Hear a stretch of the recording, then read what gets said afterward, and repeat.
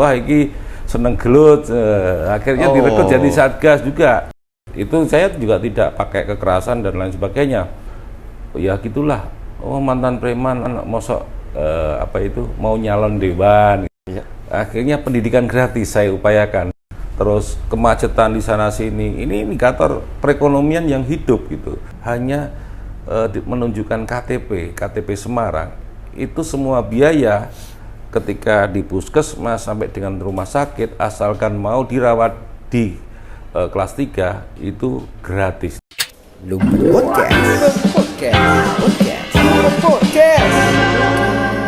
Dan akhirnya kita ketemu lagi dalam channel kesayangan kita di DPD PDI Perjuangan Jawa Tengah dalam segmen Lumpan Podcast. Dan malam hari ini kita kedatangan tamu yang sangat luar biasa yang dihadirkan bersama dengan Lumpan Podcast. Dan ini dia sesosok orang yang begitu menginspirasi anak muda dan yang bukan siapa-siapa, hidup di jalanan, menduduki posisi tertinggi di Semarang Kota. Dan ini dia Bapak Haji Supriyadi Esos MA. Wah, selamat datang Pak di Lumpan Podcast. Ya, selamat datang. Oke, dalam perjumpaan di Lumpan Podcast kali ini kita akan sedikit berbincang tentang pengalaman dan dari mana seorang Haji Supriyadi Esos MA ini bisa menjadi seorang dewan yang sampai hari ini kembali mencalonkan dirinya di provinsi.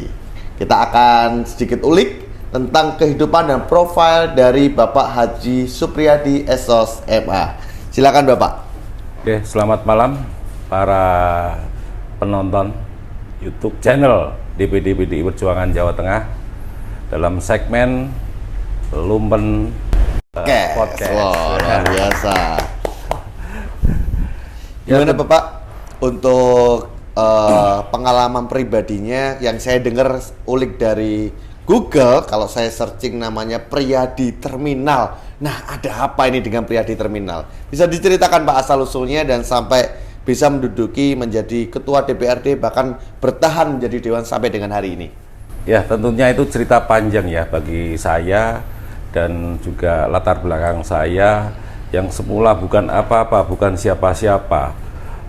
Tentunya ini pengalaman yang mungkin perjalanan hidup yang mungkin jarang didapatkan di dunia politik, bahwa saya itu memang tumbuh besar di kalangan keluarga yang kurang beruntung, yang ya terkadang kita itu ya apa adanya, di lingkungan di gang sempit, dan juga kita ketika membayar sekolah pun harus antri, ya semua serba ada keterbatasan lah.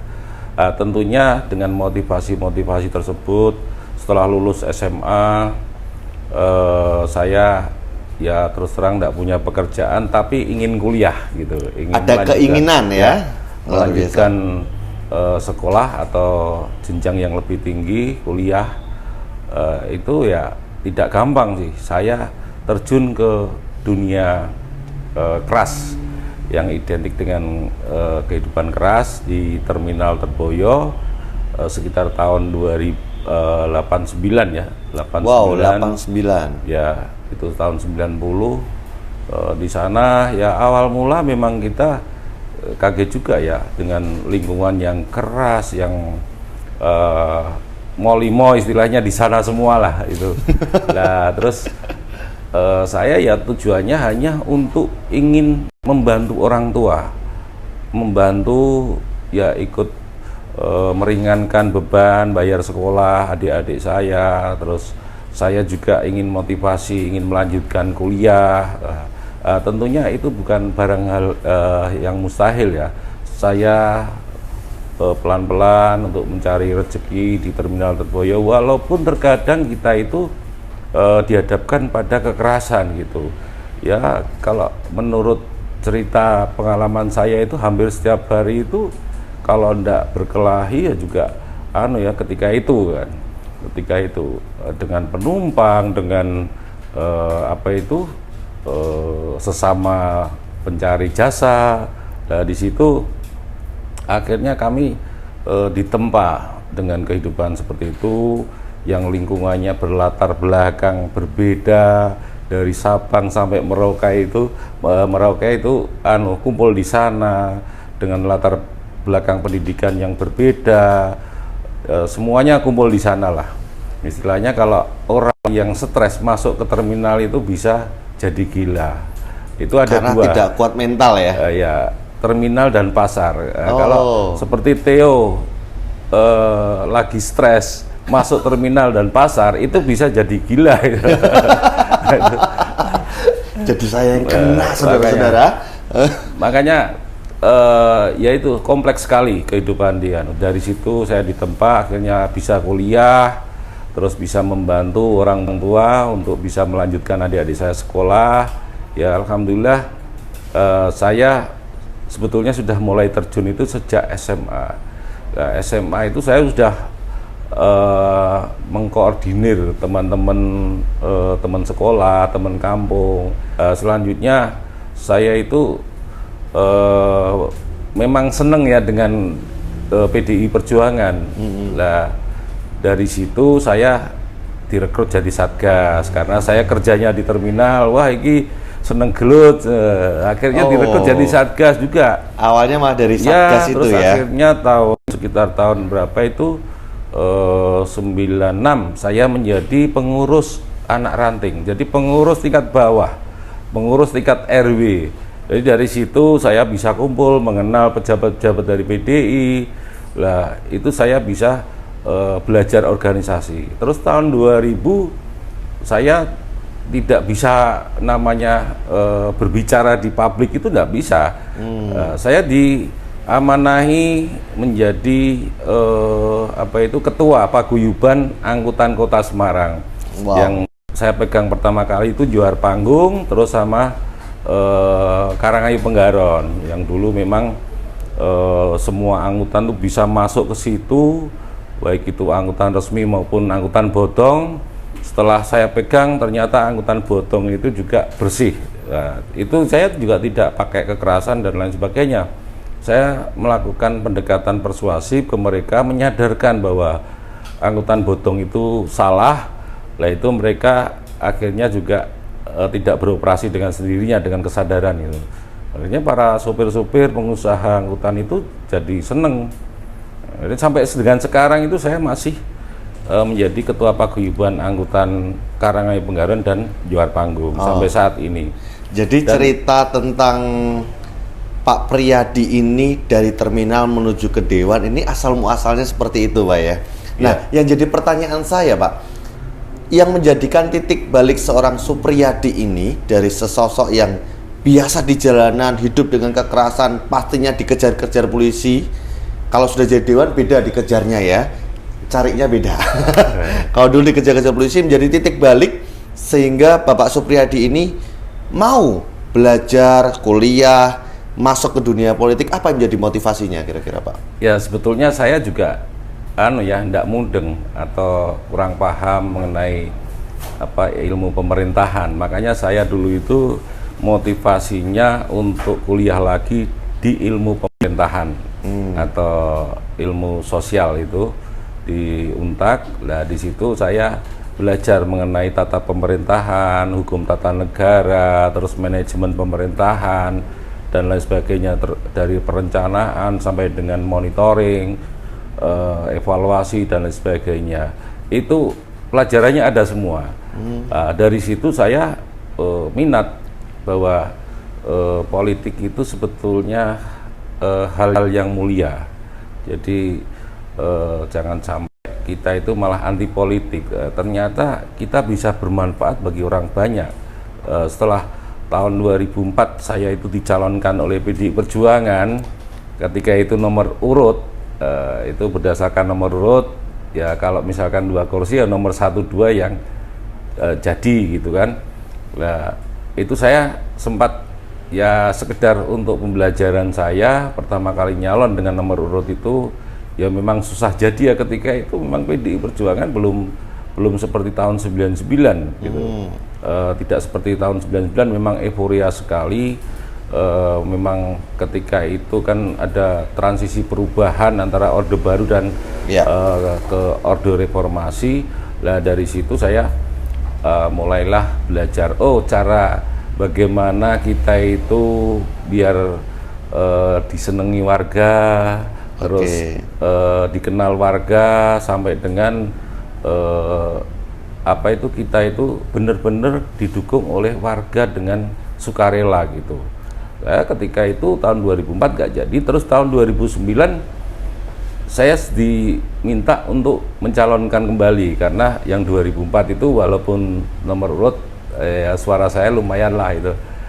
Lah ketika tahun 2009 dengan suara terbanyak, alhamdulillah saya bisa dipercaya oleh masyarakat di Dapil Semarang Utara, Semarang Timur, dan Semarang Tengah itu bisa dilantik menjadi anggota DPRD, dan ketika itu langsung saya menjadi ketua Komisi D. Wah, luar biasa. Jadi, Pak Priyadi, di saat sudah menduduki Dewan di tahun 2009 tadi ya, posisi apa aja nih Pak yang sudah pernah dipegang dan dipercayakan oleh masyarakat kepada Pak Priyadi menjadi Dewan di Kota Semarang? Ya, motivasi mereka untuk mendukung dan mendorong saya menjadi anggota Dewan karena memang ketika itu saya diinginkan oleh kaum-kaum marginal, kaum terpinggirkan, kaum yang dianggap selama ini sampah masyarakat, untuk bisa ada wakil di situ. Alhamdulillah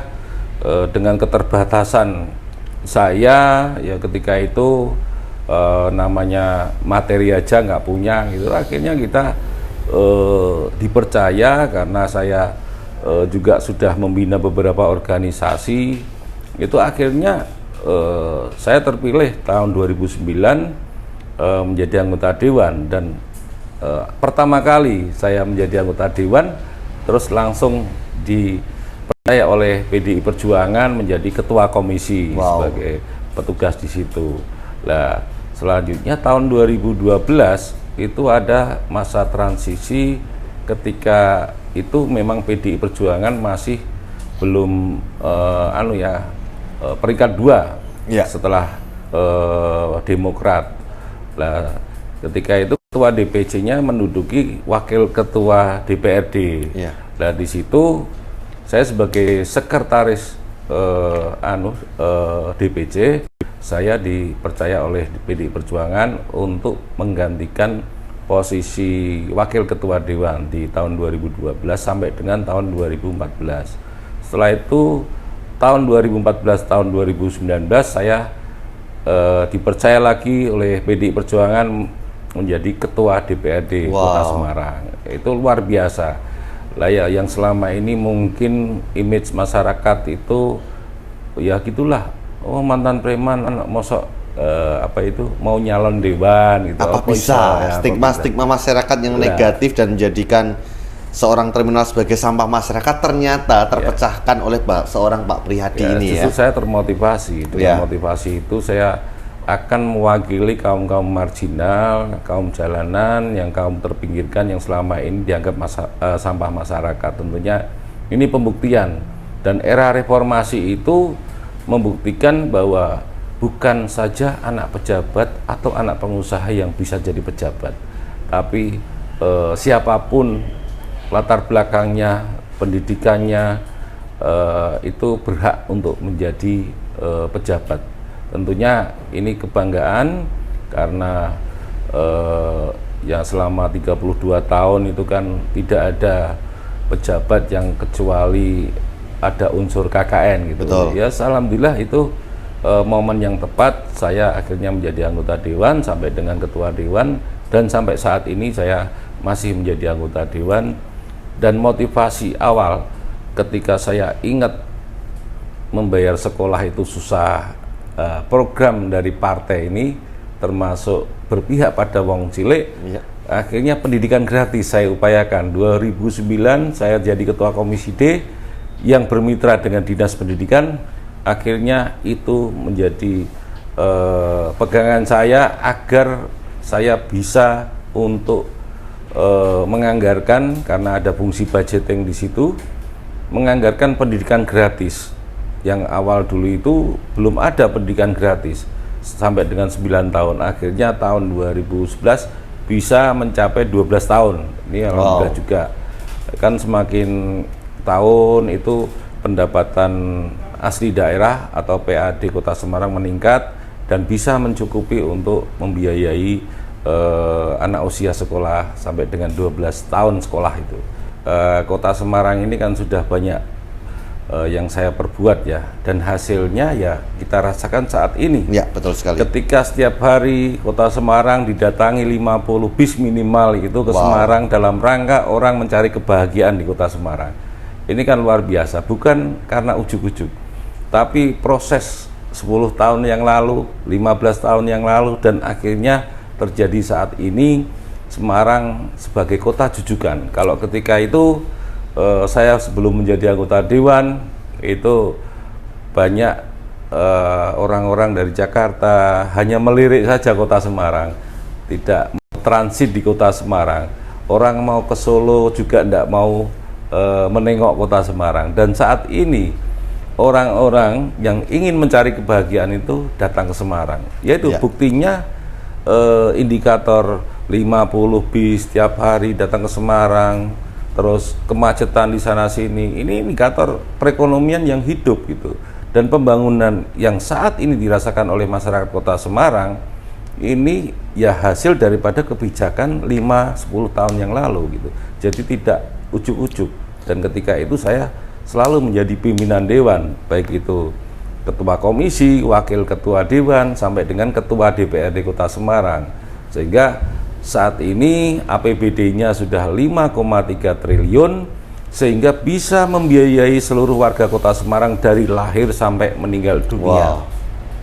Dari pendidikan, kesehatan, ketenaga kerjaan, terus para pelaku UMKM, ini mereka dilatih, dididik, terus diberikan permodalan dengan kredit di bawah 3%, bunganya, sampai dengan pendampingan, manajemen, terus sampai dengan marketing, mereka didampingi oleh pemerintah kota. Ini adalah bentuk-bentuk kepedulian ya, agar masyarakat Kota Semarang ini tidak hanya seperti kalau ibu-ibu rumah tangga ini hanya jaga ke suaminya, sedangkan yang di rumah ya tidak ada kegiatan yang sifatnya produktif. Makanya ini terobosan yang bagus untuk adanya pelatihan bagi para lulusan SMA, SMK yang mungkin mereka belum mendapatkan peluang pekerjaan. Ini bisa dilatih nanti untuk mereka dilatih, terus diberikan permodalan dan juga diberikan peralatan sehingga mereka bisa berbuat. Dan ini akan mengurangi tingkat pengangguran di Kota Semarang. Dan sampai dengan sakit itu setiap warga Kota Semarang hanya menunjukkan KTP Semarang. Itu semua biaya ketika di puskesmas sampai dengan rumah sakit, asalkan mau dirawat di kelas 3 itu gratis, dibiayai oleh pemerintah semua, dijamin oleh pemerintah Kota Semarang. Sehingga masyarakat Kota Semarang ini sudah tidak lagi mikir biaya untuk kesehatan. Mereka sudah dijamin pendidikannya, kelahiran juga ada jaminan persalinan, terus pendidikan dari TK, SD, SMP, SMA ini sudah ada beasiswa, terus sampai dengan uang saku, seragam sekolah, tas sekolah, sepatu sekolah, itu sudah dijamin oleh pemerintah kota, terutama warga miskin di Kota Semarang ini. Ketika pendidikan ini sudah disadari oleh semua warga Kota Semarang dan mereka ini tidak lagi seperti 10 tahun, 20 tahun yang lalu sadar akan pendidikan, insya Allah lah bangsa ini bisa berkompetisi dengan bangsa-bangsa lain, sehingga kita tidak asal mengeklaim bahwa bangsa ini masih membutuhkan tenaga kerja asing gitu kan. Ya. Semua akan ditangani tenaga-tenaga dari dalam negeri asalkan pendidikan benar-benar berkualitas. Setuju. Dan pemerintah melalui amanat Undang-Undang Sisdiknas itu diamanatkan untuk biaya pendidikan di APBD itu minimal 20%. Ini harus dilaksanakan oleh pemerintah daerah maupun pemerintah pusat gitu. Sehingga faktor pendidikan menjadi lebih baik, lebih berkualitas, dan juga generasi mendatang kita akan lebih berkualitas lagi dan mampu berkompetisi dengan bangsa lain. Sampai dengan tidak hanya pendidikan, kesehatan, terus ketenaga kerjaan, tapi juga ketika meninggal dunia ini juga mendapatkan santunan kematian. Ini wah, spesial banget ya, ini. semuanya pengurusan izin, pengurusan administrasi kependudukan, ini semuanya gratis, dari akte kelahiran, terus kartu identitas anak, KTP dan lain sebagainya. Ini gratis semua. Apalagi Pak Ganjar Pranowo ini kan ada program namanya KTP Sakti. Wah, sudah bersinergi ternyata ya. KTP Sakti ini untuk semuanya. Setuju. Untuk penerima BLT, kalau di Semarang ya tentunya terintegrasi dengan pendidikan, terintegrasi dengan kesehatan, sehingga mereka tidak usah ngurus namanya kartu Indonesia Sehat atau kartu sehat atau kartu pendidikan dan lain sebagainya, hanya menunjukkan KTP atau mencantumkan NIK itu sudah terintegrasi semua. Artinya single data itu ya, yang semuanya terintegrasi. Apalagi nanti syukur-syukur ya sampai SIM ini bisa untuk selamanya gitu, seperti KTP.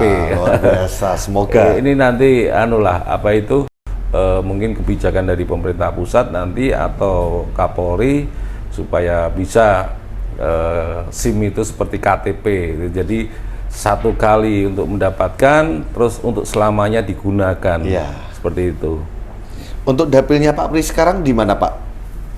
Ya, kalau kita melihat kota Semarang sudah seperti ini, semuanya yang dianggap tidak bisa sekarang ini menjadi moncer, menjadi bagus semua, dari pembangunan sumber daya manusia dan infrastrukturnya sudah sudah mewadai semua, lebih baik. Dulu dikatakan Semarang kali ini banjir, kota ini banjir, saat ini tidak ada banjir atau rob di kota Semarang.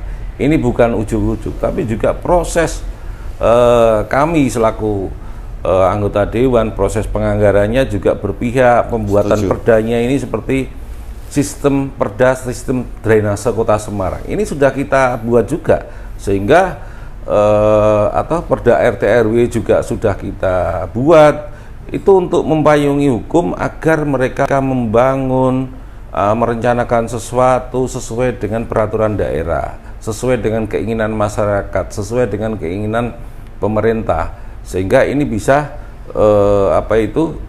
mengatasi permasalahan-permasalahan seperti rob banjir, terus kepadatan penduduk dan lain sebagainya, sehingga kedepannya ini generasi-generasi mendatang ini bisa menikmati bahwa kota Semarang ini sudah luar biasa, moncer, bersih, aman, tentram, dan saat ini pun sudah menjadi tujuan wisata atau orang mencari kebahagiaan itu di kota Semarang. Ini luar biasa, dan mudah-mudahan kedepannya kota Semarang lebih baik, dan saya ingin manfaat saya yang sudah merasakan sesuai dengan tupoksi saya, fungsi budgeting, fungsi pembuatan perda, dan fungsi monitoring itu bisa bermanfaat bagi masyarakat luas lagi Jawa Tengah. Artinya motivasi untuk kemanfaatan saya yang semula untuk kota Semarang, besok lagi untuk lebih luas lagi yaitu Jawa Tengah. Itu motivasi saya, dan saya ditugaskan oleh DPD PDI Perjuangan untuk mencalonkan diri di provinsi. Tentunya itu akan saya gunakan, saya manfaatkan, dan saya pikul sebagai tanggung jawab untuk membuat Jawa Tengah ini lebih baik, Jawa Tengah ini lebih aman, tentram, dan juga masyarakatnya sejahtera semua. Jadi manfaat saya ketika saya kemarin menjadi anggota Dewan, saya selalu menyampaikan kepada masyarakat, manfaat saya, tapi bukan untuk kepentingan pribadi, tapi untuk generasi-generasi mendatang, untuk pembangunan infrastruktur. Jadi manfaat yang semula lingkupnya kecil, insya Allah besok lingkupnya Jawa Tengah gitu. Dan kebijakan itu akan saya laksanakan sesuai dengan amanah masyarakat. Pinginnya bagaimana, misalkan bisa APBD-nya provinsi atau kabupaten kota bisa mencukupi kebutuhan untuk pendidikan gratis, kesehatan gratis, terus membuka peluang-peluang keterampilan ketenagakerjaan, terus mengangkat potensi-potensi wilayah dengan seperti program kampung-kampung tematik. Itu harus ditumbuhkan dan diberdayakan, dan juga diadakan pendampingan sampai dengan marketingnya. Wah. Jadi itu manfaatnya supaya se-Jawa Tengah ini bisa sejahtera semua, gitu, seperti Kota Semarang. Ini bukan hal yang mustahil ketika kita mempunyai semangat yang sama, bersama-sama dengan warga Jawa Tengah, dan tentunya kedepannya pasti akan lebih baik lagi. Gitu. Ya. Baik. Sekarang yang jadi pertanyaan saya, Pak, untuk dapilnya Pak Pri sendiri ada di Jateng 3 ya? Ya. Nah, berarti kita Demak, mau Kudus, bisa dan Demak, Jepara. Kudus, dan Jepara. Nah, kita mau sampaikan buat para penonton, pemirsa dari Lumpen Podcast DPD PDI Perjuangan Jawa Tengah, jangan lupa untuk dapil Demak, Kudus, dan Jepara, coblos nomor berapa, Pak? Nomor 4. Nomor 4, Haji Supriyadi SOS MA. Dipastikan Surat suara warna biru. Surat suara warna biru. Dan dipastikan semua program dan pengalaman beliau yang sudah terbukti dan teruji akan dipraktekkan untuk memberikan manfaat lebih luar biasa untuk Jawa Tengah. Lumpen Podcast.